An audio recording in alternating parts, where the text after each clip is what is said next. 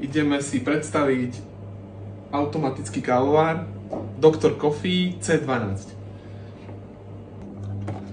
Tento stroj majú radi práve tí, ktorí chcú mať bez obsluhy cappuccino. Čiže ideme do hlavného menu, tu máme cappuccino, nastavujeme intenzitu, čiže na 4, pre infúzku sme nehali na 2, tu je v mililitroch káva, extra silný, vysoká teplota. Vysoká teplota sa dáva vtedy, keď je svetlejšie pražená káva. Takže najskôr káva, to je veľká vec, to väčšinou stroje nemávajú. To sme nastavili na tých 25 ml.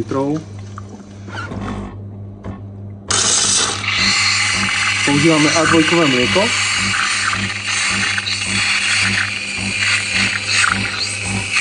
Ideme ochutnávať. Je to pekne premiešané. Je tam káva premiešaná s mliekom a s mliečnou penou. Kto bude pokusný králik? Plnotučné mlieko aj pre tých, čo majú intoleranciu na mliečnú bielkovinu. No ako to chutí taký prvý dojem?